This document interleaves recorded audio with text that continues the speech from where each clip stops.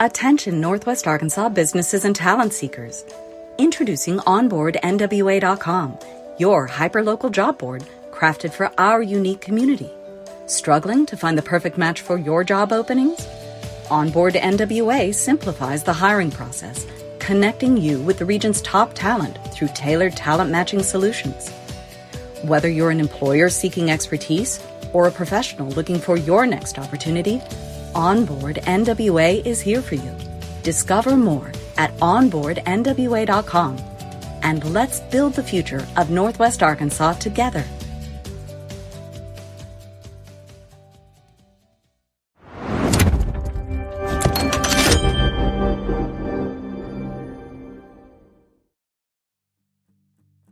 Hey, this is Gary Head at Signature Bank of Arkansas. We founded Signature Bank in 2005 with local ownership to serve our communities with the best bankers with the most authority to do business. We have succeeded in growing our bank to over $800 million in assets, including $50 million in growth in the first quarter in 21. We have 155 teammates that love our communities and the customers that we serve. We are always here to serve and eager to do so. As Chairman and CEO, I welcome your call to have the opportunity to serve you. Please call 479-684-4700 or online at signature.bank and tell them that you heard about us at I Am Northwest Arkansas.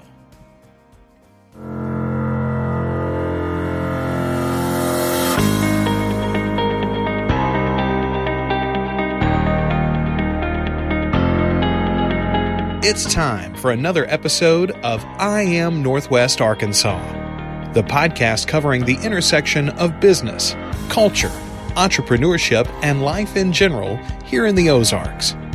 Whether you are considering a move to this area or trying to learn more about the place you call home, we've got something special for you. Here's our host, Randy Wilburn.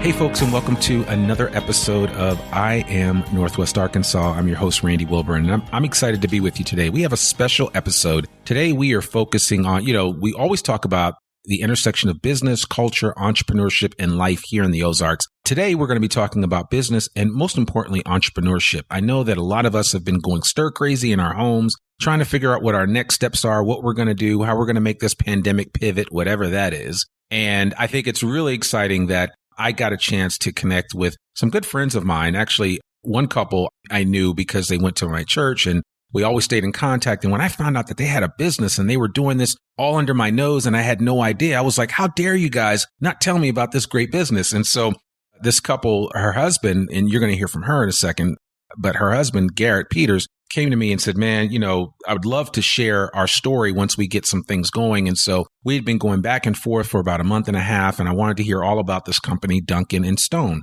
And, I said, hopefully we can get something together. Finally, I am sitting at a dining room table in a lovely home here on the east side of Fayetteville, talking to the proprietors for Duncan Stone, and that's Stephanie Peters and Sarah Autry. How are you guys doing today? We're doing great. Thanks, Randy. Good. You like all my movements with my hands there. Yeah, I love it. So no, I and that's the thing about voice, right? When people listen to this, you can only imagine what somebody's doing. And sometimes I say, I'm going to start videotaping these because that would add a whole nother level of intrigue. So show the energy. Yeah, exactly. So anyway, I'm glad to have you guys here today. Welcome to I Am Northwest Arkansas. I would love for you guys to introduce yourselves to our audience and tell the audience a little bit about who you guys are before we jump into Duncan Stone, because I always think that people's stories are important. So, Stephanie, why don't you go first and just give us your quick superhero origin story, and then we'll hear from Sarah, and we'll kind of merge these stories together. Okay, well, I graduated from the University of Arkansas in 2007, and then I went on from there to get my master's degree in teaching. And so I actually never taught, though, a day in my life. So I am what I call a teacher dropout. I didn't really know what I wanted to do. I think I was really young trying to pick a major. And so that I went from there and I started working at a counseling center in South Fayetteville, and I loved it. I was like, this is what I want to do. I love pouring into people. It was just a really great niche for me before I was having kids. And so I worked there for a couple of years, and then I got pregnant with my first son, and it was like, okay, I'm going to stay home now. And so I was a stay-at-home mom for years.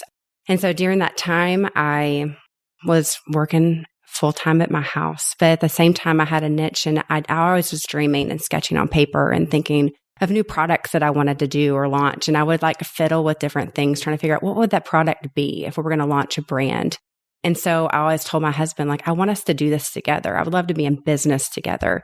But the idea of that was so overwhelming of like, God, you have these ideas and these dreams and you're sketching out on paper. How do you actually make that into a business that's successful where he could actually step out of a career and do that? And so that was always, basically, that's been the last 9+ years. It's been raising kids and dreaming on paper, and also, trying new things. Say, will this work or will this work? And so here we are, a year into our company, and I'm just my husband actually left his job just recently. We've been a year into this company, and it's just kind of a crazy place to be right now to think that we actually got there. We've created a brand, and a brand successful enough that he now is doing it full time. Absolutely. So. And you didn't do it alone because you got a partner here. I do. So, and it's a good yin and yang. Tango, it totally does. This company could not function without Sarah. So. Right. Well, Sarah, go ahead. You're teed up then. Yeah, thank you.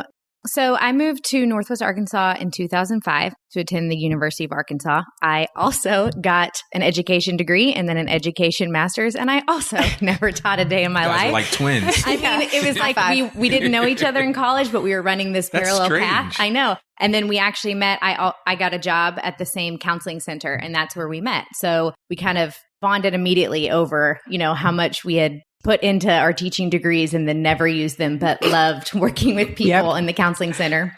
Well, they've served your family well. Yes, exactly. So. Yeah, exactly. Yeah, my kids appreciate, especially during the pandemic, having a pseudo teacher as mom. Right. But then we just kind of continued with that parallel universe. Mm-hmm. We got pregnant. We both have 3 kids, and all 3 of them are the same age. So when she rolled off of the counseling center to stay home, I got pregnant, and then I decided to stay home. Then we kind of raised our kids at the same time. And I can 100% attest to all of Stephanie's entrepreneurial adventures the whole time. It was like every month she had a new, I was thinking, what about this product? Like, do you think that people would want to buy this? Meanwhile, we always joke, like, I'm the creative and Stephanie's the boss lady. So she had all these projects, and I was just over here going, I made this really pretty card that people could buy. I think it will bring beauty into the world. And so we were kind of, it was like for years, we kind of were in these bubbles that now we've seen how they've merged with Duncan Stone. But we were already doing those pieces that are so innate to both of us, but we were doing it separately. And then eventually it just made sense to combine and do it together. Yeah, no, that makes perfect sense. And I think sometimes, it's like that people will, you'll have an idea, or there's something that you have a predilection towards, or that you have an excitement about, and it won't fully manifest until later on. And a lot of times that's why I always tell people to look back on the things that you used to be excited about when you were younger, or things that you used to do. Like I had a friend that opened a bookstore, and her mother told me that when she was 5, she acted like she was a librarian for that's all she would do. And she would let people in the neighborhood take out books from her and all that stuff. And then she started a bookstore. And that's awesome. Yeah. And so, I mean, I tell people all the time, don't ignore those signs, right? They're there for a reason. So clearly we understand your story. You guys are super moms that have super teaching degrees, multiple degrees, but then you pivot and you ultimately decide, based on some of the things that you're out there trying out, we're going to start a business. And then Duncan Stone is born. So I would love for you just to kind of share how that really came to be. Yeah. So I would say a little bit of the backstory of how it started was, and I'm sure a lot of your listeners can understand and identify with this. I, as a stay-at-home mom, my husband was the primary income earner, and it was enough for us to live, but there was not a lot of flexibility. And so I was always looking for something like, what can I do to bring in a little extra cash to, send the kids to summer camp, or, go out to dinner instead of making food every night or whatever. And so I was constantly evolving in these, first I was making handmade greeting cards. Then I moved into an invitation business. And so I started an Etsy shop where I was selling invitations, which was a great side hustle financially, but was a major time suck in terms of being a full-time stay-at-home mom and trying to run this business on the side. Because it was just you. It was just me. So I was doing it, evenings, weekends. And so I told Stephanie, I just wish I could figure out a way to be able to still make, these extra ends meet without having to use all of my free time and feel like I'm just working 24/7, 7 days a week. And one of the items specifically that I had made were pregnancy prayer cards, which matched up the development of the baby by the week. So how your baby's growing, at week 6, the lungs are starting to develop. And then a way that you can pray for your baby. So, this week we're praying that your child would use their voice to stand up for others that need help. And then Bible verses that would go with that. And we love this. And Stephanie kept saying, this could be a real thing. Like, you could really make this into something. And me as the creative, I'm like, oh, business, like money, ew, like that sounds hard. I didn't want to. And she's going, no, this is exciting. And so eventually she just kept, I always say, Stephanie she's like the edge pusher. She just pushes me over things in the best way, usually, where it's like, I wouldn't have done it if it weren't for her like business minded, energetic spirit. So this would have been summer of 2019, Stephanie was like, I really want to do it. Like, I know we've talked about this forever and I want to partner with you. Like, what if I did the business side and you just got to do the things you love, the creative? And we molded around for a little bit. And in the fall of 2019, Stephanie was like, we're doing it. I found a place for us to go. I found a training camp where we can go. It's called Paper Camp. It was all about for entrepreneurs learning how to launch their products. And she was like, I'm paying for it. Get on the plane. We're going and we're starting a business. That's funny. So wait, Paper Camp is what was it, and it was geared towards people that were doing things with paper? Yeah. Legitimately, right? Yeah. That's why I tell people all the time, it's all about the niche, right? Yeah. I mean, you could have gone to like a hyper generic entrepreneur conference, right? That could have been trying to satisfy everybody's needs. Right. But you chose a camp that dealt with paper. Mm-hmm. It makes perfect sense. Right. It's genius. Yeah. Yeah. And I tease Stephanie now because the first couple of months we were launched, people would be like, oh, so what do you do? She's like, I'm a small business owner. It's great. And they're like, what kind of business? And she'd be like, we're a paper company. Yeah. And every time I'm like, you're not Dunder Mifflin. We're not a paper company. We're not Michael Scott Paper Company. I know there is paper involved, but that's not what we are. You're like, this is why creative is left to Sarah. And I read the numbers. That's funny. That is funny. A paper company. You say Dunder Mifflin. I love that. I love that. So you go to this camp. You guys decide that, okay, this can actually work. What hand did the pandemic play in you being able to really kind of drill down into what your focus was going to be, your product offerings, as well as, more importantly, who your target market was? Right. I mean, honestly, some of it was just, it was just the Lord. Like, I mean, I even look back at Sarah and she was going, I had this invitation company, here comes the pandemic, and that extra income just disappeared because it was all based around invitation. So you don't have a baby shower. No one's ordering a baby shower invitation. And and it just happened to be that the first month of launch was the first month of the pandemic. So we launched February of 2020. And so that means that we had already designed the product, ordered the product and received it and had it live online February 2020. So right as income dropped, Duncan Stone took, basically filled that gap. And so some of it you go, well, how creative were you? And we're like, well, I mean, we didn't know it was coming. Mm-hmm. It was just happened to be that all those things collided at the same time. But I think it drove our business because so many people moved to e-commerce. It was like, we're not going to go into a store. We're not going into Barnes & Noble. But I still want to give someone a creative, thoughtful gift. And so they were just Googling it and going on Etsy, where everyone's going, Etsy's a great place, a great marketplace to get that thoughtful gift. And we happen to be the one filling the gap. So, yeah. And I love, as I'm hearing you talk, I always think about when people say, oh, well, you were just lucky. And I said, well, no, not really. I mean, you were just at the time where opportunity met preparation. Yep. You were prepared. And the opportunity presented itself. So you were like, oh, well, let's do this. Yeah. So. Yeah. I mean, I would add also, I think a part of that, like you're saying, opportunity and the idea of being at the right place at the right time. So our products are keepsake memory books. So we start with pregnancy, prayer books, a prayer journal for moms, and then we move into childhood. And then from there, that was our initial line that we were just focusing on pregnancy and childhood. And now we've moved into keepsake recipe books and legacy books for grandparents to write down their memories for their family to pass down. And I think what happened in the pandemic was everyone was all of a sudden at home with nothing to do. And they went, you know what? This is a great time to catch up on the baby book that I never filled out for my kids that I always meant to. Right. Now I'm just sitting here with hours. And so we saw these, we went, what's going to happen? Like the world just shut down and we launched a business. We put all of our eggs in this basket. And in return, orders started pouring in because people went, great, I'll just sit down and write. What else am I going to do right now? Yeah.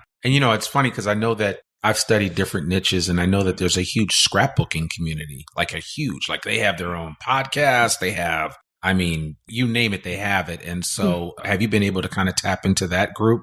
It's been surprising when we get customer photos, the number of people, we laid out the books. It's more for writing, but we have blank pages throughout all of them. So you could do whatever you want. And so many people are using them as scrapbooks, layering photos and keepsakes and captions. And it's been beautiful to see the way that each individual person has been able to make it their own. Yeah. And that's interesting because I think there's been such a move to go digital for everything, right? Mm-hmm. But I think there is something tangible about being able, the tactile nature of touching paper and being able to kind of leaf through. And, my wife and I will go through, like I made, it was kind of corny at the time. So guys on listening to this podcast, don't judge me, but I made a book for my wife before we got married, and it was red and it had all this stuff on it, and I put some glitter and other things on it. I was really trying to get in there. Right? With the glitter, I went all out. Yeah. So and like nobody has seen this but my wife, so it's not like But the bottom line was that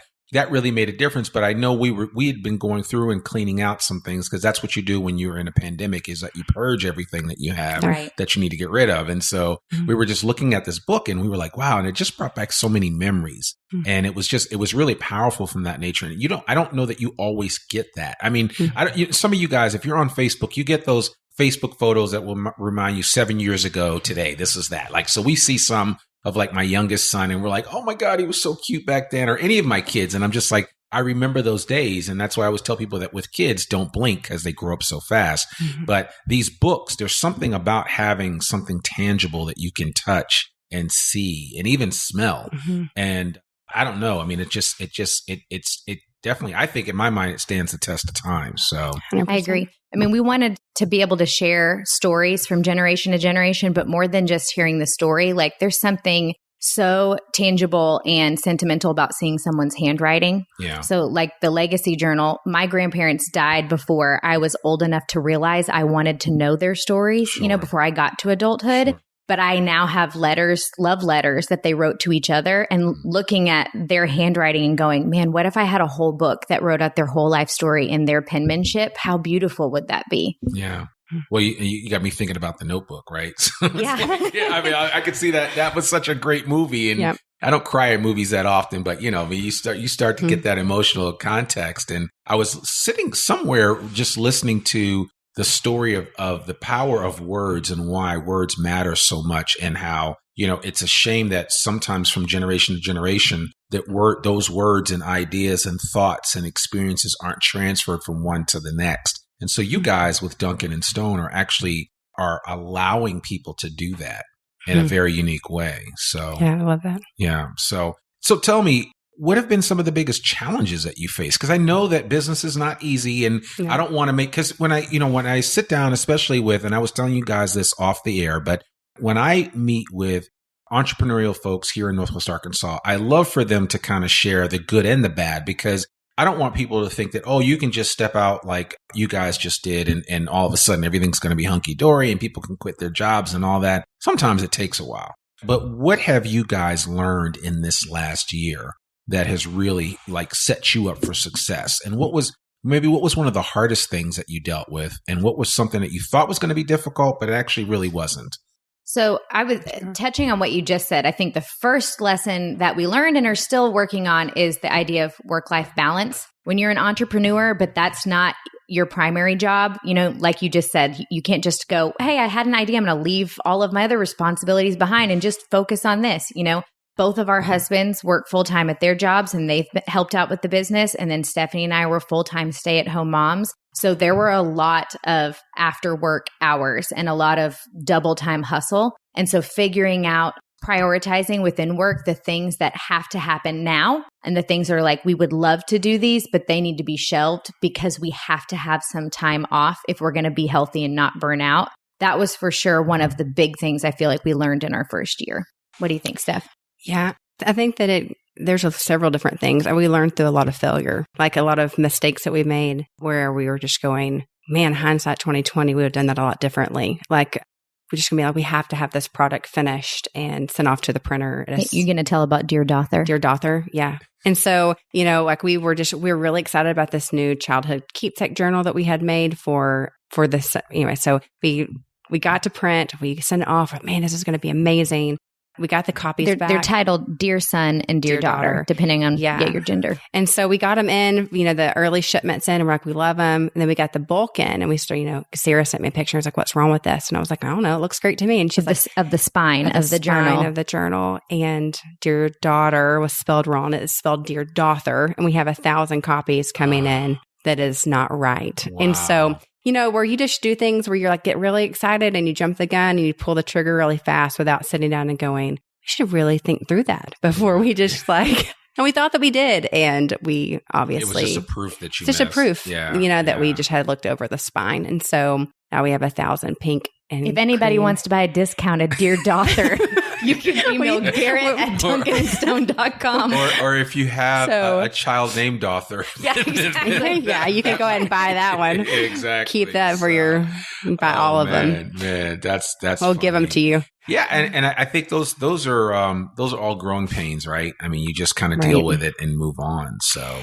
yeah, and there's the balance of work-life balance. I mean, Sarah's right. Garrett was working, 40 hours a week, and then we would put our kids to sleep. And a lot of people would be like, what shows are you watching? And I'm like, we're not watching any shows. Like, our kids go to sleep and we're working until 10, 10:30, 11 o'clock at night.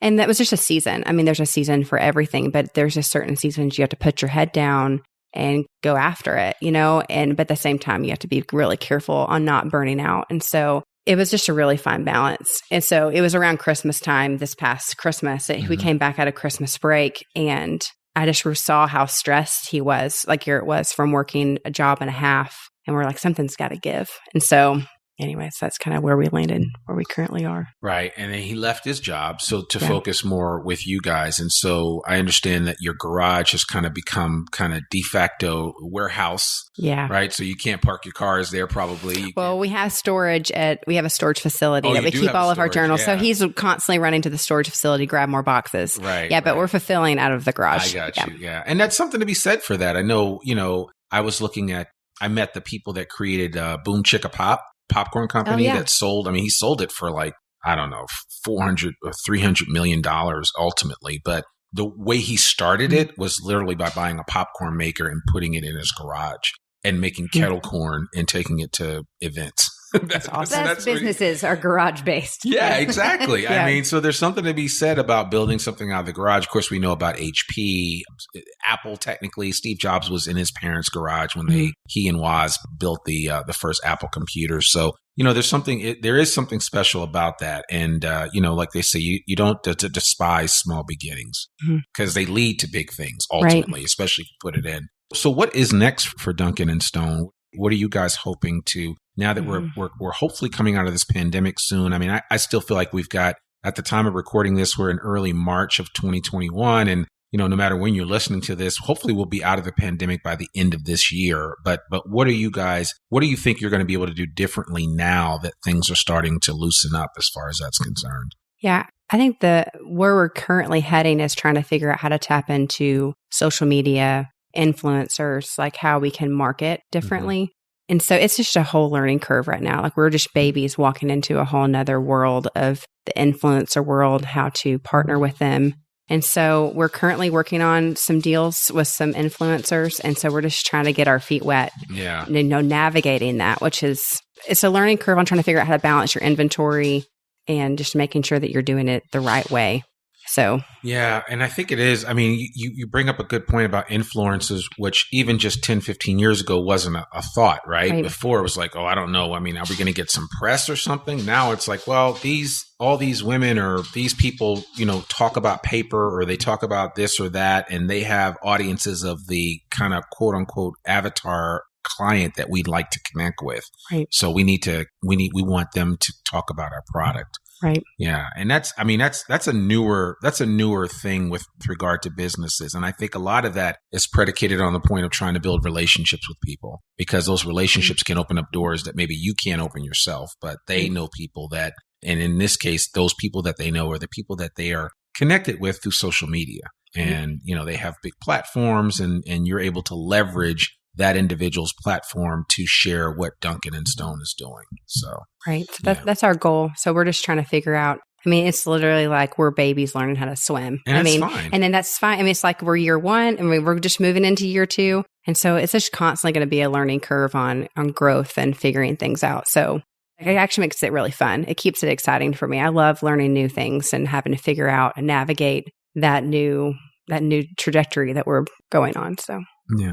I think that's been one of the really helpful things also that we've learned is that all four of us, meaning Stephanie and I and our husbands, bring something different to the table, and trusting each other to go, you know what, that's in your department and I'm going to delegate and let go. I think, because the initial product was something I'd been selling for a while, I had to it was a slow process of me releasing control and being someone else is capable of this because clearly I can't do it all. And so allowing each of us to thrive in the area that we are has helped us, I feel like, in managing things. Like everything Stephanie just said, I'm like, so help me. If she put that on my task list, I would melt down and be like, I quit the company. Right, I don't want to contact people. I don't want to write contracts. Yeah. But she does the same thing when I'm like, but look at these 30 fonts. This one's nope. really different, right? She's like, sure, Sarah. Well, I think, yeah. And you have to know what you're good at too, right? Yep. And I think that's what makes a team strong, is that every member of that team has a role. And if they know how to play it well, and if they know how to execute properly, it makes all the difference in the world. Two heads are better than one anytime. Right. I wish I had a co-host for this podcast or something like that. Not that I'm auditioning for one. I'm just saying it would be nice to have somebody else to kind of play off of and have a foil and kind of go from there. But, technically my co-hosts are people like you. You're my guests. And so I kind of work off of the energy that you give me for each episode that I do. But I think that's something important. And I know a lot of people from a business perspective frown upon partnerships because they don't work. And I don't know how you guys are structured. I'm assuming you're probably a corporation or something like that. But yeah, it just, partnerships can be a challenge, I think. And so there are certain types of business structures that may be beneficial and may not be. So it really just depends on what you're comfortable with. Right. And picking the right partner.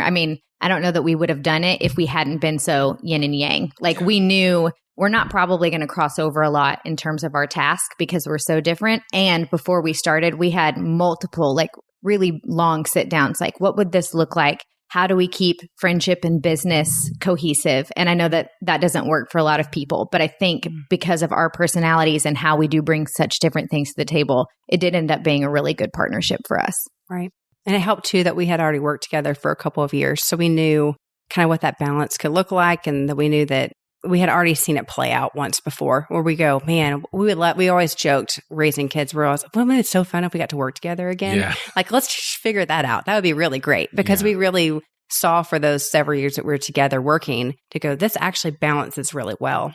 And so that was helpful moving into Duncan and Stone, I think, having that past experience. Yeah, it is huge. And that's one of the things that I tell people all the time, especially working in work environments, is that when you manage people's expectations properly, the outcome can be really great. When you don't and you assume things, or you just say, oh, we're going to start this business and when we get down the road, we'll figure that out. No, you need to have those conversations early and often. What are we going to do if this happens? What are we going to do if that happens? What if somebody dies? Anything can happen, right? So you have to take all that into consideration. So, and that's the thing. And when I tell people when they're creating a business, you're creating technically a living, breathing thing. And this is your baby and you got to take care of it. And if you don't take care of it, it's going to fall by the wayside. Right. For sure. So, with you. Yeah. 100%. I know you guys are living it every day. So, so what is next for Duncan and Stone? Not necessarily, product wise, but where do you guys see yourselves in the coming months or maybe the next few years? You'd like to be doing what? From the creative standpoint, I think, one of our big goals is to have a journal for every season and for everybody, that anybody who would come to our storefront online or seeing our stuff at a retail store would go, there's something for me. You know, we want to be beyond just women or parents or something for everybody. I think from the holistic business perspective, we would love to see ourselves growing to the point where Stephanie always says, what do you always work on the business, not in the business? How do you say it? That's Michael Gerber's email. See, this is how you know I'm not the business person. That's She's fine. tossing these things. I'm like, sure, that sounds great. Right.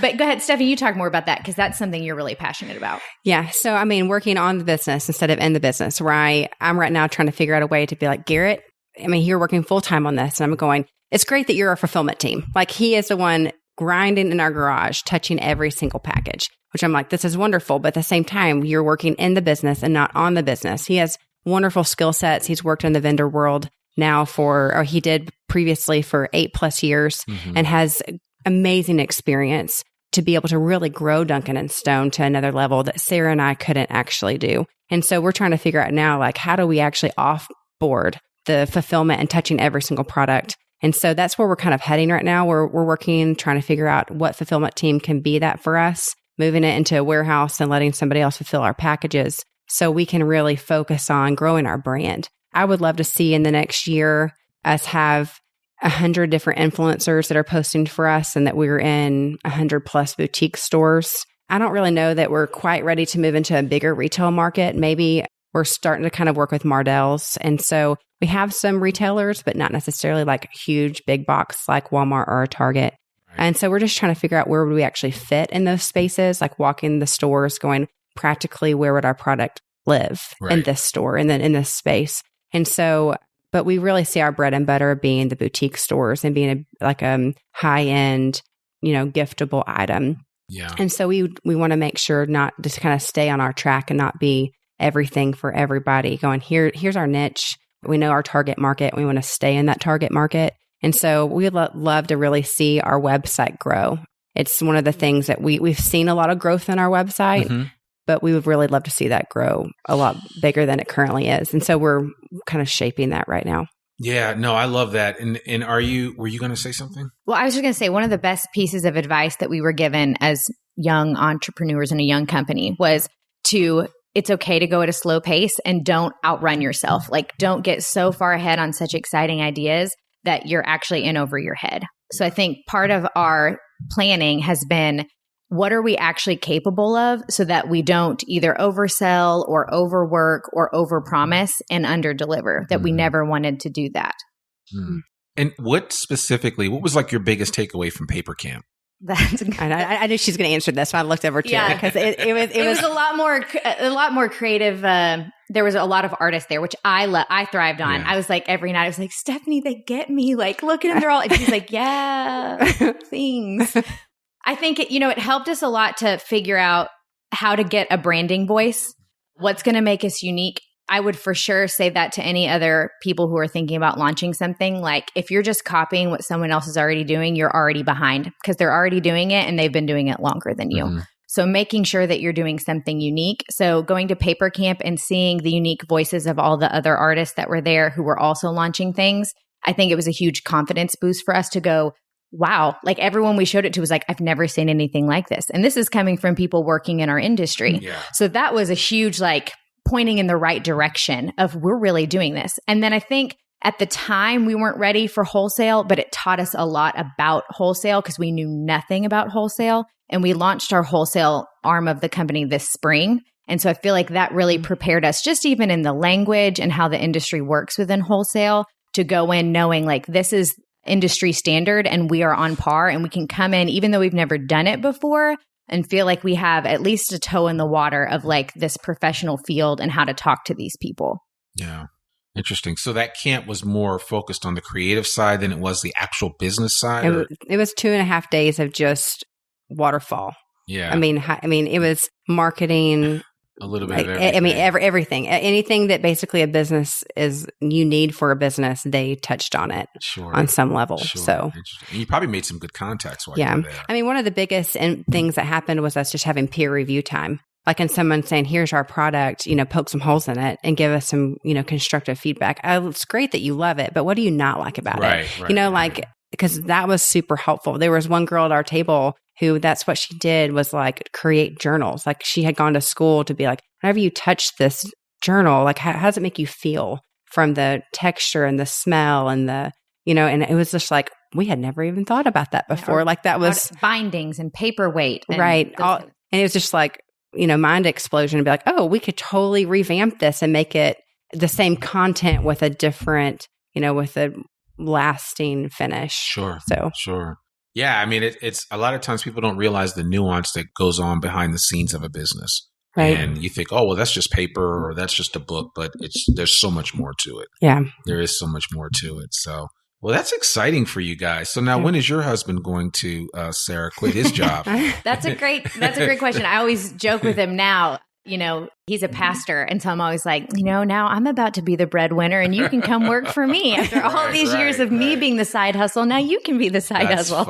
That's funny. So would you encourage, just speaking, and you use my favorite word of a side hustle, would you encourage those listening to this, if they had a side hustle that they were kind of piddling around with, what would you say to them in terms of encouraging them to go in deep on it?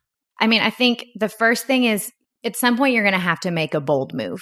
And I luckily had someone to kind of push me to that. But if I had been left to my own devices, I would have been sitting on a really great idea that probably went nowhere.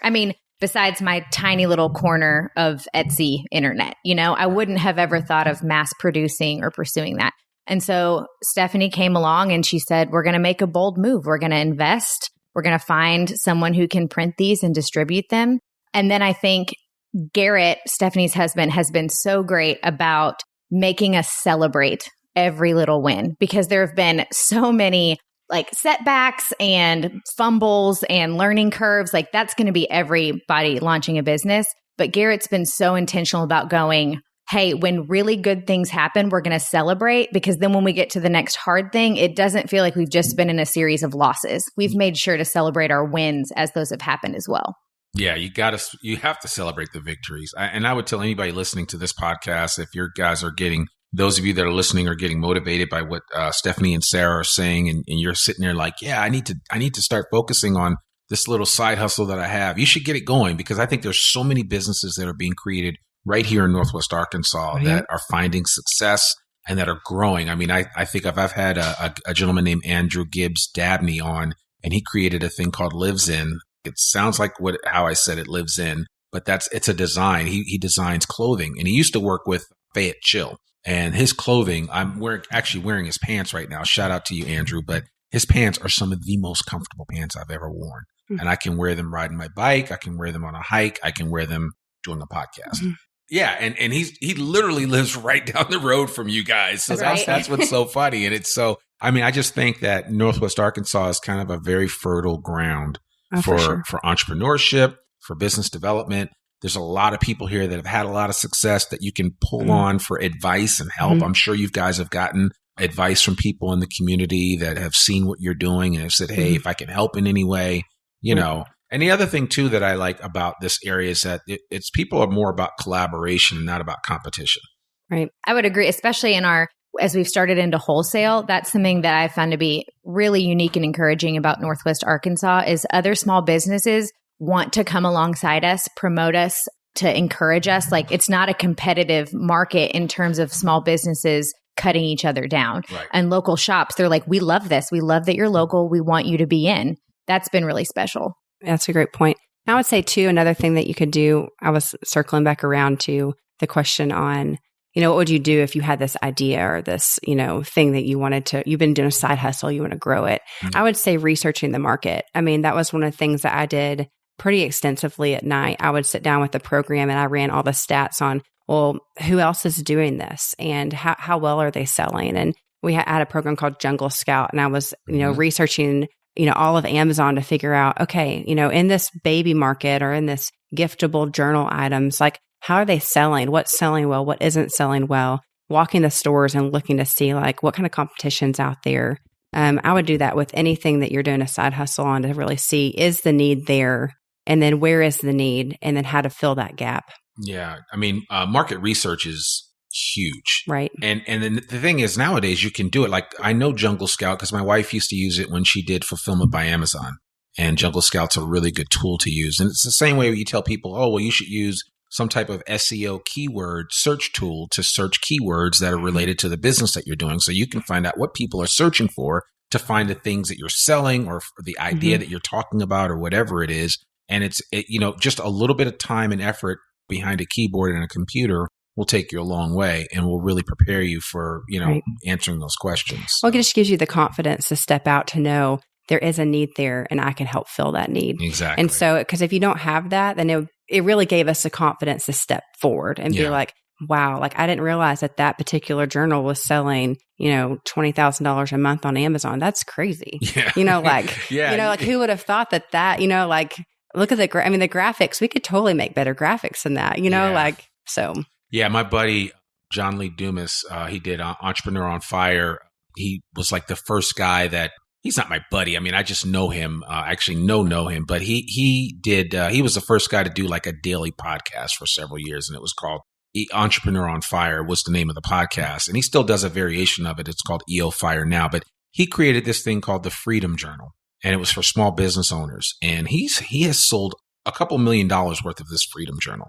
And this is in addition to everything else that he's doing. Amazing. And it's just like, so a lot of times people sit and say, you can psych yourself out by saying, oh, the market doesn't want this. You don't know what the market wants until you find out, until you check the market. Right. And if you don't test the market, then, because I could have easily said, oh, well, the market doesn't need a podcast for Northwest Arkansas, but I found out it really does need one. And I'm kind of basking in this now. And I'm just like, you have to do your due diligence. Right. Figure out what's what and how you can benefit from it. Because you'd be surprised. I mean, there are people out there selling the craziest things and selling a lot of them. Right. And you don't even realize how many they're selling of them until you start looking into it. And then you're like, that's crazy. That is crazy. Yeah. You think, oh, nobody's buying that. And you're like, what? Nobody's buying it. They just sold 90,000 units last month. It's like, that's a lot. Right. So I just think people need to do their due diligence. And thankfully, with examples like what you guys are doing with Duncan Stone and the hard work that you're putting in and the stories that you're sharing and are willing to share, I think it will provide some encouragement for others to say, you know what, Stephanie and Sarah can do it and their husbands can help out. Then, four of us, and I'm just thinking of a mythical couple here in Northwest Arkansas. The four of us can do that too, right? And because I'm sure there are other couples that have said we should start a business. And everybody says it, but then after that, when you realize there's hard work behind that sentence, it's like, okay, you're either going to do it or you're not. Right. And because of where we live, it's very easy to go, okay, I know somebody who started a business. Like I wanted to, like for us, we're trying to create a paper goods product and we have no idea. Where do we even manufacture this? Who do you even talk to? But there's so many people in this area. If you start asking they will lead you down a path that will help you figure out the answer to that question. Like, do you have a connection with someone who does paper goods manufacturing? And lo and behold, it was like, oh, we had a friend of a friend. Hey, connect with this person. They could probably help you. And they gave us some great guidance. And the same thing with doing online retail or even web design. Like all of these, it's just us going to people. This could be that bold step. Like you going, I'm going to call that person and I'm going to finally say, let's grab lunch. Can you teach me what you know about this thing? Yeah.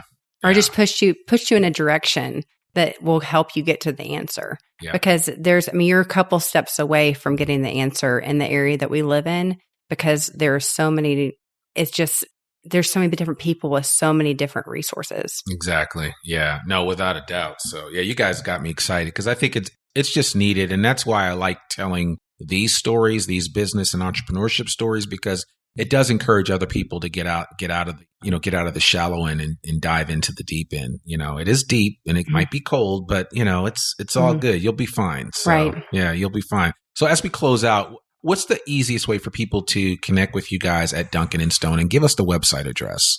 So you can follow us on Instagram. Okay. Our Instagram handle is Duncan and Stone. Super creative. And then our website is www.duncanandstone.com. And we'll make sure that all that's in the show notes so that people know how to connect with you. And, guys, I would encourage guys, and I'm talking to people here listening to this, check out their website. They have some really great stuff. And you need to maybe order a keepsake for a family member or even for yourself. But support this local business here in Northwest Arkansas, and let's be bystanders that cheer them on as they continue to grow and become something special right here in Northwest Arkansas. So Stephanie, Sarah, really appreciate you guys sharing. And I will just ask you this two last things. When you aren't fully grinding or on your grind for the business, what do you guys like to do here in Northwest Arkansas? Oh, man. Well, I mean, I think because we have 6 kids between us, we spend a lot of time outdoors. Yep. So whether that's either like at one of our awesome local parks or just in our backyards or hiking, my family loves to go to the Buffalo. Yep. Your family's more a bike fam. Like you guys do a lot of biking. We bike Lake Fayetteville. Okay. And then whenever we don't have our kids, Garrett and I will go play tennis. So we'll go find a That's a right. park He does and go, play tennis. Yeah, Okay. we love to play Yeah, tennis. Good, Yeah. good. Yeah, no, that's We're awesome. more foodies than so we're like going around to the restaurants and Stephanie's like, we're playing tennis. You want to join? I'm like, I mean, we're going to Giraldi's. I'm about to get some pizza. Oh, I know. Giraldi's is good. So is that your favorite pizza spot? Pizza's a tough choice. It is. But that is for sure our go-to like local restaurant. We're Okay. probably at Giraldi's once a week. It's great for our family. The kids love it. The kids just die for their homemade Italian bread and marinara. Sure. Oh, don't even get me started. Have you been to MJ's No.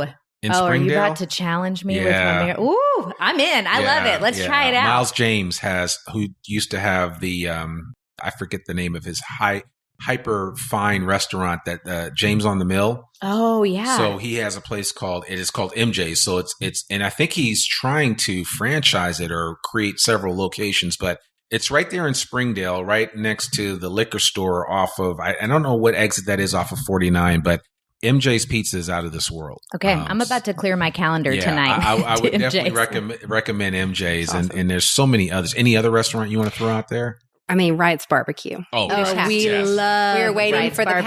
patio to open back up. I'm like, Jordan, get those tables stained. Oh, and man. I want to talk about our favorite activities. Not a joke. We are probably there twice a week in the summer on Wright's patio because it's so great for the kids and for families. Absolutely. We love it. A little cornhole and some barbecue. And I mean, they now happen they've to be friends of ours too, so that doesn't hurt. But Yeah, he was on episode 7 of this podcast. So we've always supported Wright's Barbecue. Big shout out to those guys and what they're doing. They've expanded their location there in Johnson. It looks really nice. I can't wait to get on the inside and see it. And they have a new location in Bentonville. So if you want some of the best barbecue in the state, maybe in the region, you need to check out Wright's Barbecue. But that's good. I'm glad you mentioned and they're that. growing their rub and sauces in Walmart. Yes, So- that's right. Hey, Yes. who do you work for? Duncan Stone or Wright's Barbecue? Well, maybe my Maybe side some hustle is more right. pitches. She's just trying Listen, to the get lady- had it for dinner last what's night. happening. She's trying to get some free barbecue. The lady likes her barbecue. So I'll be sure to tag Jordan in this episode so he knows that we gave him a big shout out. So, and that's the thing I like though, right? I mean, we support local businesses. Oh, I mean, heck it's yeah. again, we live and breathe it. I'm always talking about new businesses or businesses that have been around. Like, I don't know if you guys have been to KDK's Chicken and Waffles. It's a food truck right down by Baum Yes. Stadium. Have you been there? Yes, delicious. Have you had they have these Foodie insane friend, she knows. They have these insane waffle fry thing with chicken. With chicken Maybe I need to tenders. go. Oh, you need to. It's With right up waffle your alley. fries. I've never had this, and I'm going to just tell you, it's just these. It's like imagine if Buffalo Wings and waffle fries had a baby. Oh, This man, is what it I'm would in. be, and it's just. I mean, they drizzle like a little blue cheese sauce on top, and here's the kicker: the waffle fries have syrup on them, a special syrup that they make. And I'm not one I don't really like mixing my sweets and my sours or, my salties, but this works like nothing I've ever had before. Oh man, I love sauce mixing. Yeah, I'm all I mean, in. no, this is So all. I need to you go. got to go down, and if you go down there, just as a big guy, his name is Keith. He used to play football for the University of Arkansas, played for the Minnesota Vikings. He's also been on this podcast. But just go down there, tell Keith that you talked to the folks at I Am Northwest Arkansas. That's for you ladies and for anybody listening. Support him and his partner. They have an amazing food there and just some of the best chicken tenders that I've ever had in this area. And that's saying something because we have a lot of chicken tender places Yeah. here, Slims, and it just goes on and on. So now I'm getting myself hungry, so You I'm are. going to stop. So I'm going to have to make a foodie keepsake journal after this conversation. There you go. That would be a good idea. So yes, listen, Stephanie Peters, Sarah Autry, thank you guys so Thank much you. for Thank coming you. on the podcast. I have to give Garrett a big shout out for making this happen. I really appreciate it because I think your story is It resonates with me, and I think it's going to resonate with our listeners. So thank you so much for joining us on I Am Northwest Arkansas. Well, there you have it, folks. Another episode of I Am Northwest Arkansas. I hope you guys liked that. It was so cool to sit down and talk with Stephanie and Sarah. I don't know about you, but I am motivated to go out and continue to get my hustle on and make some things happen. Listen, we want to encourage you to do a couple of things for us. Would you mind rating and reviewing the podcast on Apple Podcasts? We would really appreciate that. We are getting some amazing ratings and amazing reviews of the podcast from people that listen both near and far. So if this podcast has impacted you in any way, shape, or form, the biggest currency that you could give us would be to write a review for the podcast and let us know what you think. We're constantly trying to improve, and we really appreciate you. Remember, this podcast can be found anywhere that you find podcasting. So Spotify, Google, you name it, we're there. You can even ask your Alexa to play the latest episode of I Am Northwest Arkansas, and Alexa will oblige. So there you have it. I'm your host, Randy Wilburn. I'm excited to be with you guys. Remember, we bring you the intersection of business, culture, entrepreneurship, and life here in the Ozarks. Our episodes come out every Monday without fail. So we will see you next week. Peace. We hope you enjoyed this episode of I Am Northwest Arkansas. Check us out each and every week, available anywhere that great podcasts can be found. For show notes or more information on becoming a guest, visit IamNorthwestArkansas.com. We'll see you next week on I Am Northwest Arkansas.